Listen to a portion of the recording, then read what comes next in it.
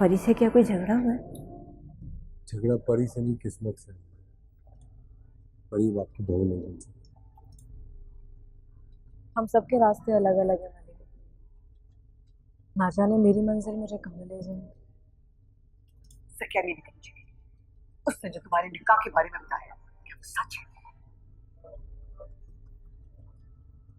इससे अचानक इतने पैसे की जरूरत क्यों पड़ गई तुझे? वो दुकान में माल डलवाना था, इस वजह से।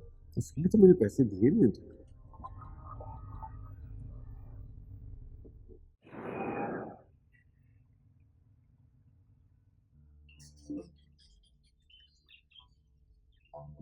अस्सलाम वालेकुम। वालेकुम सलाम।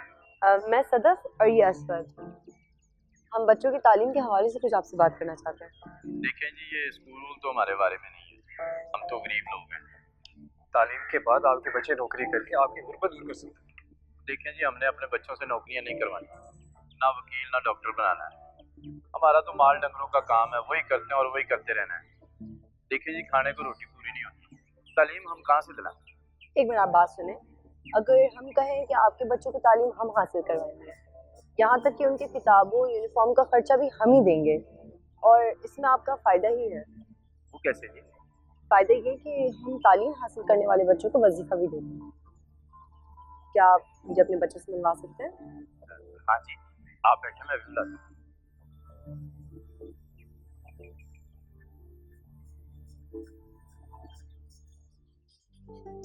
माशाल्लाह, कितने बच्चे हैं आपके? 8 बजे। माशाल्लाह। इनमें से कोई स्कूल जाता है? हम गरीब लोग हैं, हमारे घर की रोटी तो पूरी होती नहीं, बच्चों ने स्कूल क्या जाना। रोटी पूरी करना तो वालिदैन का काम, बच्चों का नहीं। देखें जी, मेरा इतना बड़ा टब्बर है, मैं भला अकेला इतना बोझ कैसे उठा सकता हूँ? आपका यही बोझ तो हम कम करने के लिए आए हैं। जैसे मैंने आपको बताया था कि आपके बच्चों की तालीम के अखराजात हम ही पूरी करेंगे, और साथ साथ बच्चों को महाना वजीफा भी देंगे। पैसे तो मिलेंगे ना जी? हाँ हाँ, क्यों नहीं मिलेंगे। और जो बच्चा पोजीशन हासिल करेगा उसको हम नौकरी दिलवाने का भी बंदोबस्त करेंगे, या फिर कम से कम इतने पैसे दे दें कि वो अपना कोई काम कर सके। बीबी जी, क्या सच में ऐसा हो सकता है? हाँ हाँ, जरा सोचिए कि आपके बच्चे साफ सुथरे कपड़े पहन के स्कूल जाएंगे और साथ में आपको पैसे भी देंगे, तो आपको कैसा लगेगा? अच्छा लगेगा जी, बहुत अच्छा। तो बस फिर आप तैयार रहिए, कल से आपके बच्चों को लेने के लिए बस आ जाया करेगी। आप लोग रुकिए, मैं आपके लिए चाय लेके आती हूँ। नहीं नहीं, अभी हम लोगों को आगे और काम से निकलना है। अब मैं आपके बच्चों के साथ तस्वीरें बना सकती हूँ? मुझे पहले मेरी शरीफा के साथ एक तस्वीर बना दो। बिल्कुल, आ जाओ।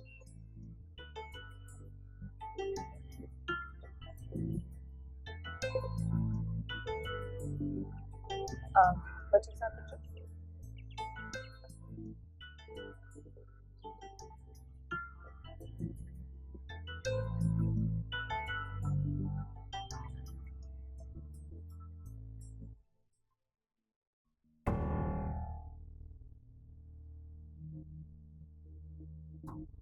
अली, कल भी तुम ऑफिस से आते ही यहाँ सो गए थे बेटा।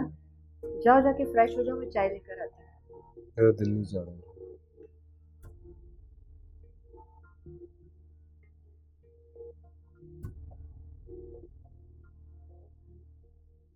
परी के बारे में सोच रहे हो?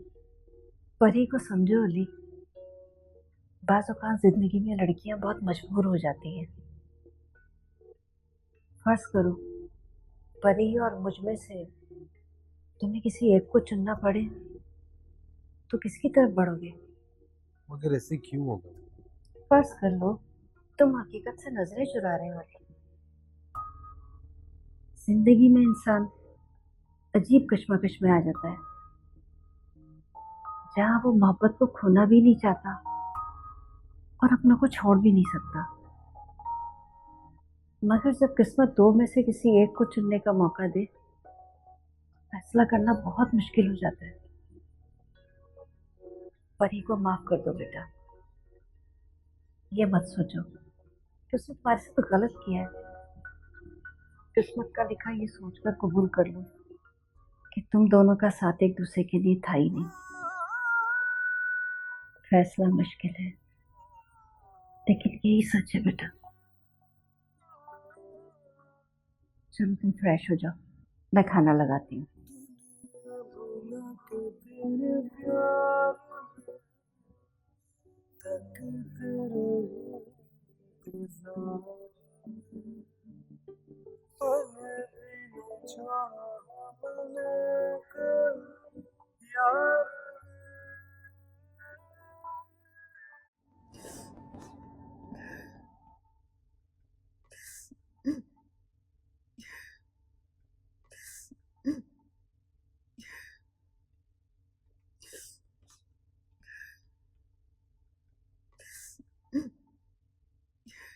नसीम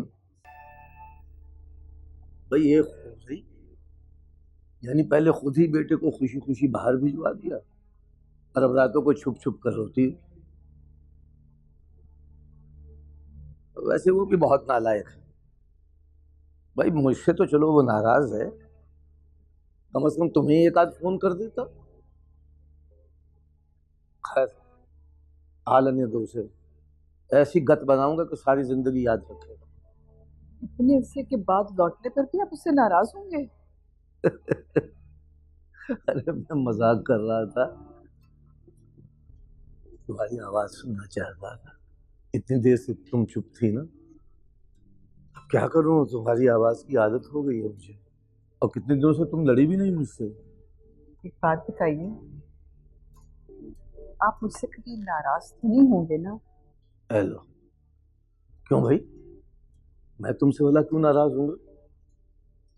तुम्हारे और बच्चों के अलावा मेरा है ही कौन? मैं तुम सबके लिए तो जिंदा हूँ। अल्लाह आपका साया हमेशा हमारे सर पे सलामत रखे। आमीन। अच्छा चलो, अब सो जाओ, देखो रात कितनी हो गई है। चलो बंद करो ये रोना धोना, लेटो, शाबाश। चलो देखो 2:45 हो गए हैं भाई, लेटो जाके।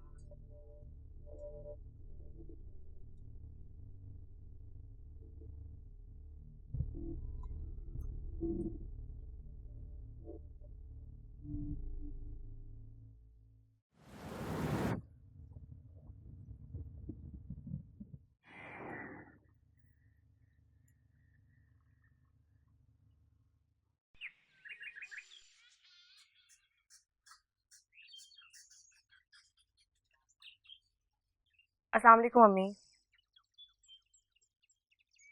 क्या हो गया अम्मी? आप क्यों इस तरह अजनबियों वाला बर्ताव कर रही हैं मेरे साथ? मैं कोई गैर तो नहीं हूँ। पराया तो तुमने अपने आप को खुद किया है, और वैसे भी तुम इस घर में चंद दिन की मेहमान हो। और नाश्ता तैयार कर दिया है, करती भी जाना। भूख नहीं है मुझे, स्कूल जाकर कर लूंगी।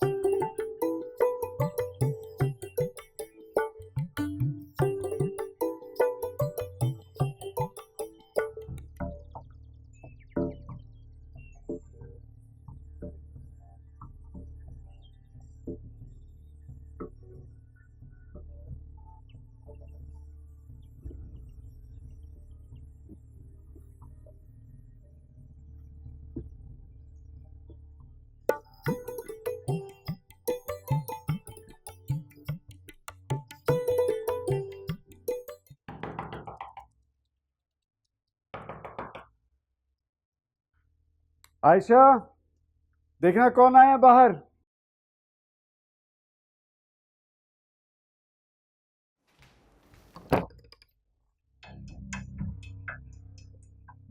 ये तुमने धोबी का काम कब से शुरू कर दिया? वाह, मेरे धोबी के काम करने पर तुम्हें इतनी खुशी? तो बोल तो पूरा धोबी घाट संभाल लो। हाँ, शौक से, लेकिन कपड़ों के लिए नहीं, अपनी धुलाई के लिए। चलो दो मुझे।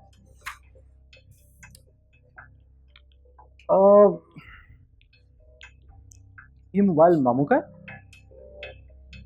ये तुम्हें कहाँ से मिला?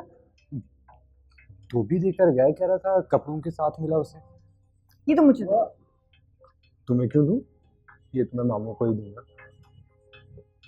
इसने मोबाइल अब्बा को दे दिया। काशिफ के सारे मैसेजेस पढ़ लेंगे।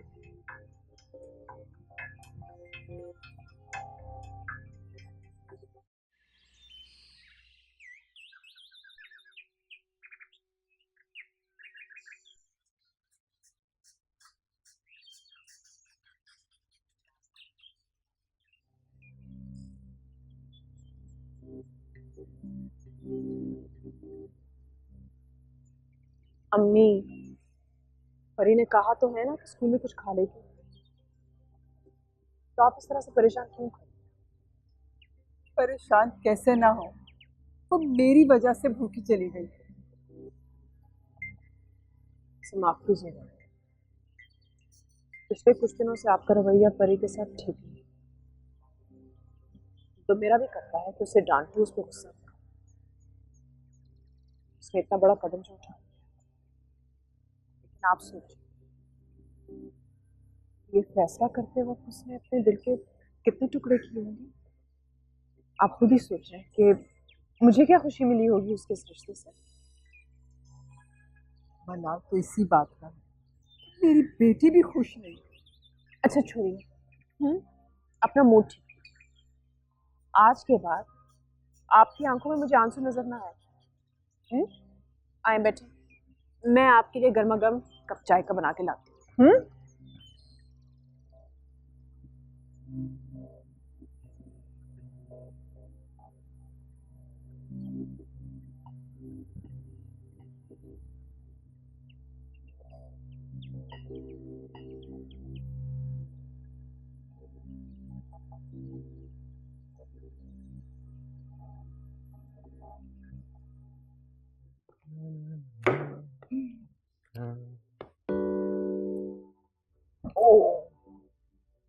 संभाल के हंस क्यों रहे हो? तुम्हारी शक्ल से मोबाइल मामू का है और जान तुम्हारी निकल गई। अरशद, ये मोबाइल अब्बा का नहीं है, ये मैंने अपनी दोस्त से मंगवाया था, इसलिए कि मैं फूफो से बात कर सकूं। ना, साफ साफ क्यों नहीं बोल रही? तुम्हें अम्मा की नहीं मेरी याद सताती है।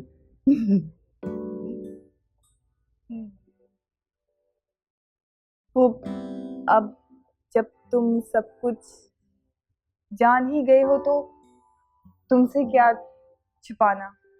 हाँ, वो तुमने मुझे कहा था कि तुम मुझे बिरयानी खिलाने लेके जाओगे, लेकिन पापा घर होते हैं ना, इसलिए नहीं जा सकती। तुम्हें पता है, जब पापा घर नहीं होती ना, तो मेरे दिल कहते मैं तुमसे बहुत सारी बातें करूं। तो इसलिए मैंने मोबाइल लिया था, लेकिन ना अब्बा को पता चल गया। अब्बा ने मुझसे मोबाइल ले लिया। वो ना, अब्बा को ना ये सब चीजें बिल्कुल पसंद नहीं है, इसीलिए। ये मोबाइल की चीज है, तुम बोलो तो जान दे दूं। नहीं, मुझे नहीं चाहिए जान। तुमने मुझे जान बोला? हाँ, नहीं, अब जाके तुम अब्बा के पास बैठो, मैं तुम्हारे लिए ना मजेदार सी चाय बना के लाती हूँ। हाँ, वो मामू, अम्मा ने फोन पर आपसे कुछ कहा था। हाँ हाँ बिल्कुल। वो दरअसल आज मैं स्टोर गया नहीं हूँ और सारा कैश वहाँ पड़ा हुआ है, तो ऐसे करो तुम कल आ जाओ और वहाँ स्टोर से मैं तुम्हें पैसे ले दूंगा। जी ठीक है मामू। ऐसे अचानक इतने पैसों की जरूरत क्यों पड़ गई तुम्हें? वो दुकान में माल डलवाना था, इस वजह से। इसलिए तो मैंने पैसे दिए नहीं तुम्हें। हाँ मामू, बस वो दोस्त के अब्बा की सर्जरी थी, बहुत मजबूर था बेचारा। और आप ही का तो भांजा हूँ मामू, इंसानियत की खिदमत में आपसे पीछे कैसे रह सकते हैं। जैसे आपने मुमानी की मदद करते हुए इतने पैसों के बारे में नहीं सोचा। और मेरा मतलब मामू, इंसान वही अच्छा होता है जो दूसरों के काम आए। मैंने दोस्त की मदद करके ठीक किया ना मामू। हाँ हाँ, अच्छा किया तुमने। कुछ खाओगे? नहीं मामू, पहले ही बहुत देर हो चुकी है, अब मैं चलता हूँ, फिर कभी आऊंगा इंशाल्लाह।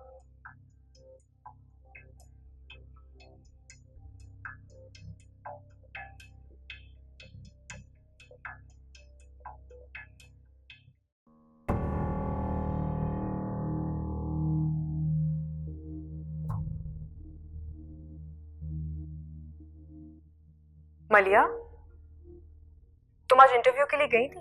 नहीं। क्यों? मैं सोच रही थी कि दूसरों के लिए काम करने से अच्छा है क्यों ना अपना कुछ किया जाए।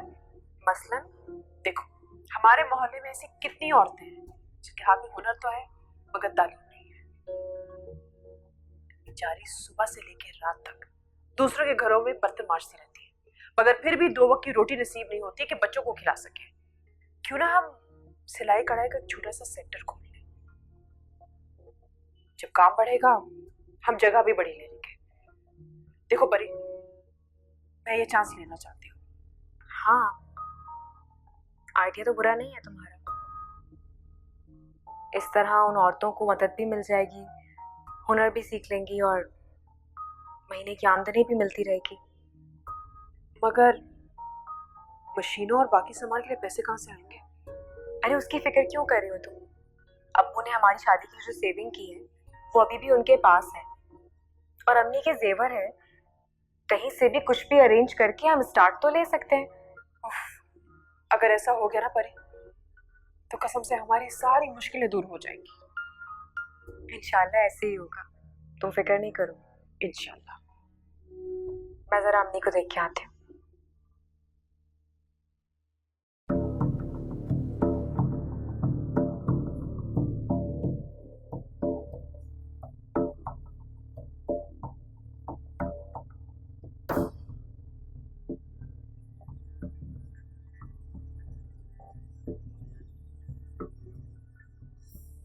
ये बार बार मोबाइल को देखकर किसके फोन के इंतजार कर रहा है तू? बस कर दे अम्मा, बस। जवान जहां लड़का हूँ, मुझ पर इतनी नजरें मत रखा करो। जवान जहान है इसी बात का तो डर है। देख अरशद, मैं मंसूर से आयशा की बात कर चुकी हूँ। अगर किसी और लड़की के चक्कर में पड़ा ना तो अच्छा नहीं होगा। आजादी मर्द की शान है अम्मा, मर्द पर एक नहीं 100 इश्क माफ होते हैं। पर तुम फिक्र मत करो, तेरे अरशद पर सिर्फ आयशा का भूत सवार है, जो उसे तेरी बहू बनाकर ही उतरेगा। उतरेगा? उतरेगा से क्या मुराद? शरीफ मर्द वही होता है जो एक से निभा करे। अभी भी बता दे मुझे, अगर आयशा के लिए नेक मकसद है, वरना बिन माँ की बच्ची से बद्दुआ लेने का मेरा कोई इरादा नहीं। वाह अम्मा वाह, अब बेटे से भतीजी ज्यादा प्यारी लगने लगी तुम्हें। मेरी नीयत में कोई खोट नहीं है अम्मा, तुम शक मत करो अपने बेटे पे अम्मा। मेरी खुशी अब आयशा के साथ ही है। खुशी आयशा के साथ ही होनी चाहिए। अच्छा, हाँ हाँ अम्मा।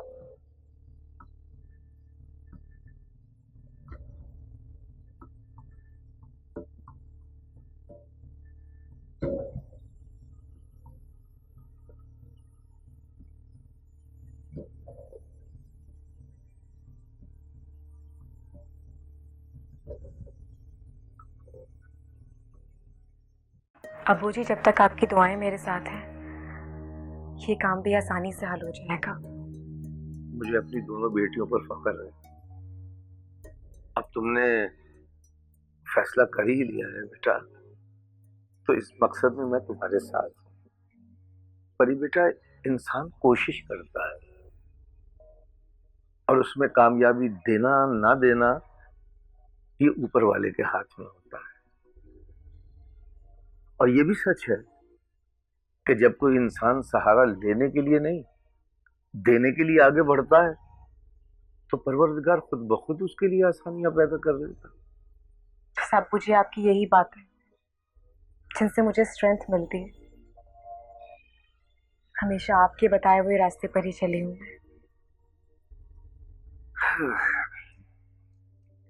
काश इतनी हिम्मत असवद में भी होती और वो यहां रहकर कुछ कर सकता। बस मैं तो यही दुआ दे सकता हूं ना बेटा, कि वो जहां रहे खुश रहे, कामयाब रहे।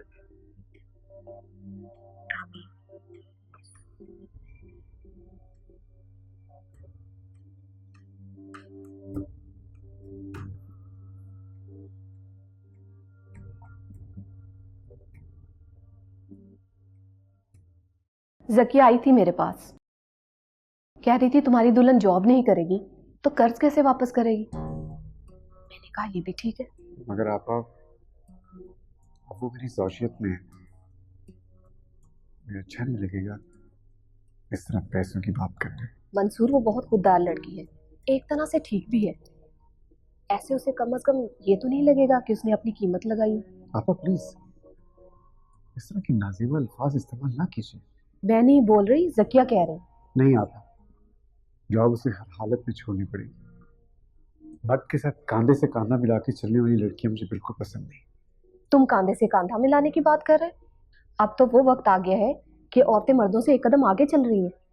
बेवकूफ हैं ऐसी औरतें जो मर्द के मुकाबले अपने आप को ताकतवर समझती हैं। खुद को मनवाने और तस्लीम की जाने वाली औरतें घर नहीं बसा सकती। आप उन्हें खिलवा दीजिए। अच्छी औरतें वही होती हैं जो मर्द की बात माने। बल्कि मैं खुद उनसे बात कर लूँ।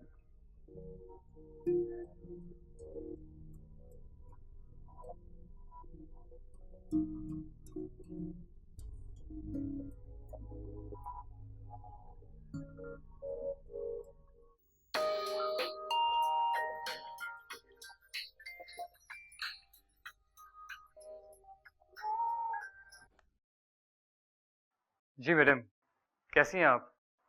मुझे पता चला था कि आपकी तबीयत कुछ ठीक नहीं है। अब कैसी हैं आप? पहले से बेहतर हूँ अब मैं। और कैसा रहा तुम्हारा आज का दिन? जी बहुत अच्छा था। गुड। वैसे तुम्हें सदफ से ज्यादा डांट तो नहीं पड़ी आज? अरे नहीं, वो तो बहुत अच्छी है। मैं तो आज उनको काम करता देखकर हैरान ही रह गई। क्या कमाल का कॉन्फिडेंस लेवल है उनका। आपने ठीक कहा था कि वो बोलती कुछ ज्यादा है लेकिन दिल की बहुत अच्छी है। ये तो है। अच्छा, मुझे एक फेवर दे सकते हो तुम? जी बोलिए प्लीज। वो मैंने रफीक को किसी काम से भेजा हुआ है, लेकिन मुझे वो फाइल अर्जेंट चाहिए। तुम लेकर आ जाओ। वो फाइल? हाँ, कुछ चीजें देखनी है उसमें से मुझे। वो तो ठीक है, लेकिन लेकिन क्या? जी सदफ ने मुझे सख्ती से मना किया था कि वो फाइल मैं आपको ना दूं। क्यों? उसका ख्याल है कि अगर मैं फाइल आपको दे दूंगा फिर आप रेस्ट नहीं करेंगी। ओहो, मुझे कोई रेस्ट नहीं करना, तुम मेरी फिक्र नहीं करो, बस मुझे फाइल दे जाओ। जी ठीक है, मुझे बता दें कहाँ आना होगा मुझे? तुम्हारे हॉस्टल के बैक साइड पर है, बेंगलोर नंबर 24। जी ठीक है, मैं आता हूँ। Okay bye. Okay bye.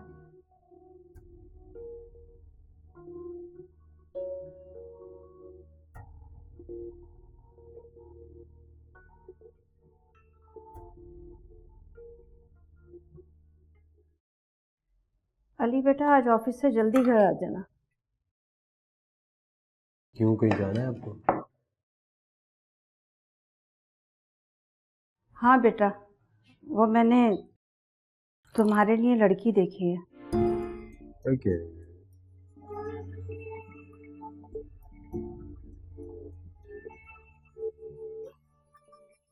मैं जानती हूँ इस बारे में अभी तुमने कोई भी फैसला नहीं किया। शायद तुम परी की यादों में तन्हा जिंदगी गुजार दो, पर बेटा क्या करो बेटा, तुम्हारी माँ हूँ, तुम्हें तन्हा देखती हूँ तो मुझसे देखा नहीं जाता। जब तुम दोनों बहन भाई छोटे थे तो तुम्हारे पापा गुजर गए थे। जानती हूँ बेटा, तन्हा जिंदगी गुजारना कितना कठिन होता है, लेकिन बेटा अपने बारे में भी कुछ सोचो। मैंने जो तुम्हारे लिए लड़की पसंद की है बहुत अच्छी है। वो परी से भी अच्छी है।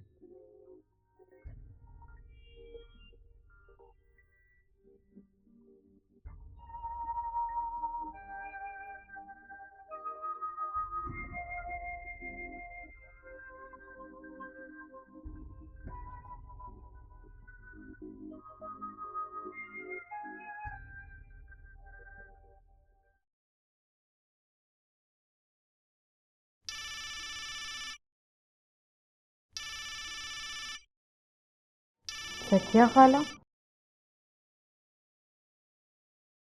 हेलो, अस्सलाम वालेकुम खाला। वालेकुम सलाम। परी कैसी हो बेटा?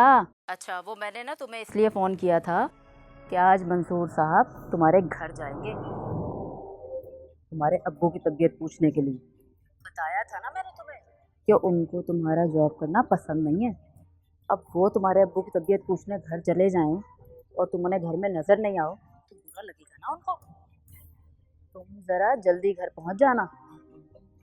मगर खाला, मैंने अभी तक अब्बू को अपने निकाह के बारे में नहीं बताया, और ना ही उनकी कंडीशन ऐसी है अभी कि वो इतनी बड़ी खबर बर्दाश्त कर सकेंगे।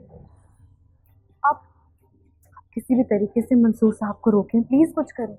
पर बेटा वो तो अब तक तुम्हारे घर पहुंच भी चुके होंगे। अच्छा, मैं आपसे बाद में बात करती हूँ।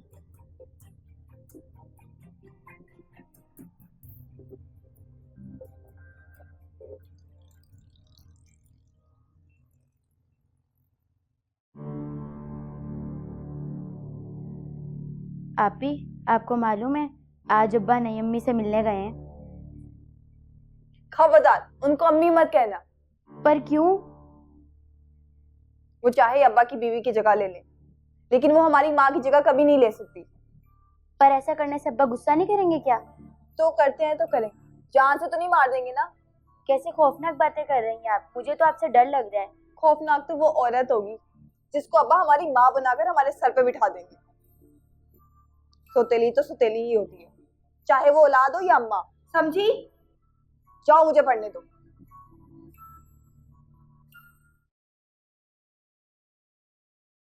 अच्छा हुआ तुम आ गई। क्या हुआ अम्मी? अंदर मंसूर साहब आए हैं तुम्हारे अब्बा की खैरियत पूछने के लिए। पता नहीं क्या होगा। जी।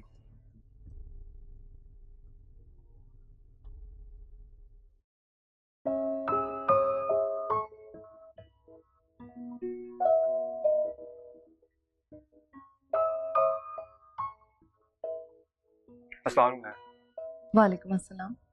ये आपकी फाइल। Thank you. मैडम, मुझे आपसे एक बात कहनी थी। हाँ बोलो। सदफ यकीनन मुझे बहुत गुस्सा होगी कि मैंने आपको ये फाइल क्यों दी, तो प्लीज आप जरा। तुम उससे इतना डरते क्यों हो? हाँ, डर लगता है मैडम, फिर वो मुझे काम जल्दी नहीं सिखाएगी। तो इसमें इतना परेशान होने वाली क्या बात है? बैठो। तुम्हें काम की टेंशन है ना, मैं तुम्हें सिखा दूंगी काम, ठीक है? नहीं मैडम। क्यों? सदफ ने आपके हवाले से सब कुछ बता दिया था मुझे।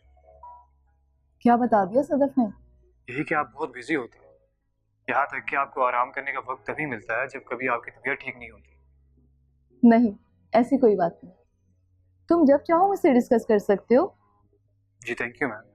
अच्छा, क्या लोगे, चाय या कॉफी? खाना तो तुमने सदफ के साथ ही खा लिया ना। अच्छा, तो यानी आपकी बात हो गई है सदफ से? हम कुलीग्स होने के साथ साथ बहुत अच्छी फ्रेंड्स भी हैं, और काम के अलावा हम आपस में हर बात शेयर करते हैं। और तुम्हें पता है, सदफ ने मुझे ये भी बताया है कि आज तुमने उसकी पसंद का खाना खाया है। वो ऑर्डर कर रही थी तो मैंने कहा जो आपको पसंद है मैं भी वही खा लेता हूँ। इतना घबरा क्यों रहे हो? मैं तो सिर्फ तुम्हें बता रही हूँ कि हमें कोई सीक्रेट नहीं है। ये तो बहुत बड़ी बात है मैडम कि आप कंपनी की हेड होकर भी सबके साथ इस तरह घुल मिल कर काम करती हैं। अच्छा मैम, आप आराम करें, मुझे लग रहा है कि आपकी तबीयत ठीक नहीं है। अरे ऐसे कैसे जा सकते हो? चाय पिए बगैर तो तुम जाओगे नहीं, और तुम्हें आज की प्रोग्रेस भी तो डिस्कस करनी है ना। मेरा ख्याल है मैडम आपको आराम करना चाहिए, आपकी तबीयत। कुछ नहीं हुआ मेरी तबीयत को, ये छोटी मोटी ऊँच नीच चलती रहती है। और जब तुम आ ही गए हो तो मैं तुम्हें अपना घर दिखाती हूँ, इसी बहाने तुम घर भी देख लोगे और हम चाय भी बैठकर पीते हैं, ठीक है? श्योर। आओ।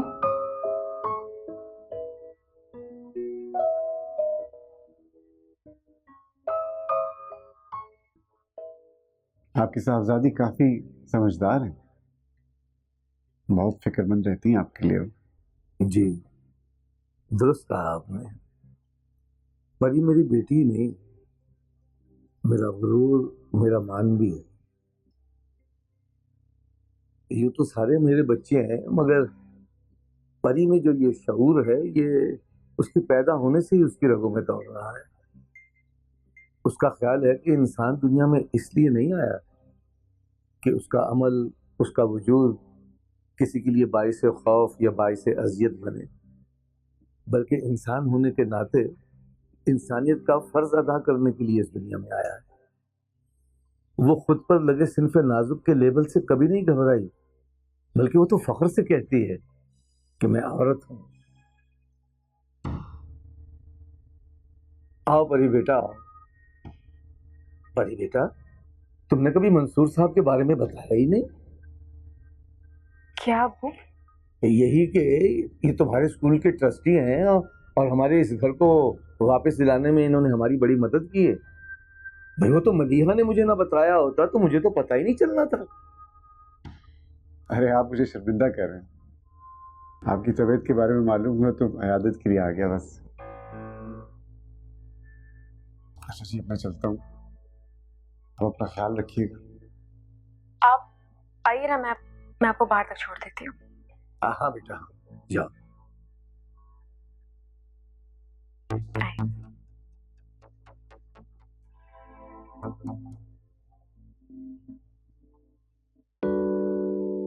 आओ, ये है मेरा बेडरूम। मेरी एनजीओ ने प्रोवाइड किया है मुझे घर। अच्छा है। वो मैडम का मैं आपसे पूछना भूल गया, क्या बना रात को आपके भाई का? कुछ नहीं, वो सुधरने वाला नहीं है। ये आप कह रही हैं? न जाने कौन सी मट्टी से बना है, बाज ही नहीं आता अपनी हरकतों से। अब कहाँ है वो? होगा अपने जैसों की संगत में। वैसे यहाँ आता रहता है मेरे पास। आपसे मिलने? नहीं, अपनी अय्याशियों के लिए मुझसे पैसे लेने आता है। मैं तो उसके लिए एक बैंक की हैसियत रखती हूँ। उसे मेरी याद उसी वक्त आती है जब उसकी जेब खाली हो जाती है। कितना फर्क है ना तुम दोनों में। एक तुम हो कि अपनी बहनों की खातिर इतनी मेहनत कर रहे हो, अपनी खुशियां तक दांव पर लगा दी, और एक मेरा भाई है, वो मुझसे कुर्बानियां मांगता रहता है।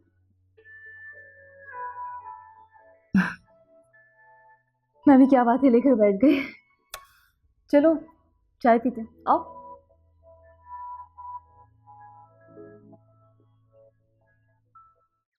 मैं आपकी एहसानमंद हूँ। आपने मुझे अंडरस्टैंड किया, मेरी प्रॉब्लम को समझा। बस मुझे थोड़ा सा टाइम दीजिए, मैं आपका सारा कर्ज वापस कर दूंगी। बीवी का शौहर कोई कर्ज नहीं होता है। मैं कभी नहीं चाहूंगा कि वो 10 लाख उतारने के लिए आपको दफ्तरों के धक्के खाने पड़े। ये कोई मामूली रकम नहीं है कि कोई बिना कर्ज आपको दे देगा। आप मेरी इज्जत भी है और जिम्मेदारी भी। मैं यहाँ आपके वालिद की अयादत के लिए आया था। जब मुझे मालूम हुआ कि उनको हमारे निकाह के बारे में कोई इल्म नहीं है तो मैं खामोश हो गया। रिश्ता तो बहरहाल है, पर ये बात आज नहीं तो कल उनको बतानी होगी। जी बिल्कुल, मैं जानती हूँ कि एक लड़की के हाथ में उसके घर और उसके शौहर की इज्जत होती है, लेकिन जब तक मैं आपके पैसे वापस नहीं कर दूंगी मेरे दिल पर एक बोझ रहेगा। आपसे तो मेरा रिश्ता बहुत अहम है, आपसे तो मैं बदयानती का सोच भी नहीं सकती, फिर चाहे वो आपसे किया हुआ निकाह हो या आपसे लिया हुआ कर्ज। मैं चाय लेकर आती हूँ।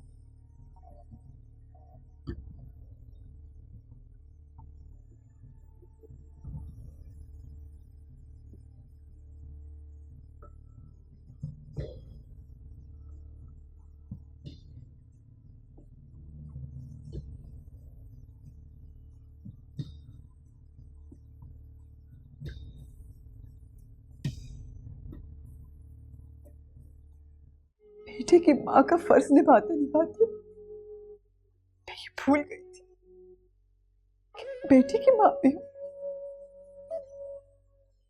कभी तुमने खुद को देखा? तुम हो क्या? क्या करते फिर रहे हो तुम जिंदगी में? मुझे शुबा है परिजात की जिंदगी में मेरे अलावा कोई और। आप ही की बेटी परिजात का निकाह मेरे भाई मंसूर के साथ हुआ है। जबान संभाल कर बात कीजिए, चली जाइए यहाँ से। जिस घर से आप मुझे जाने को कह रहे हैं, इसी घर को छुड़वाने के लिए मेरे भाई ने 10 लाख रुपए दिए निकाह के एवज।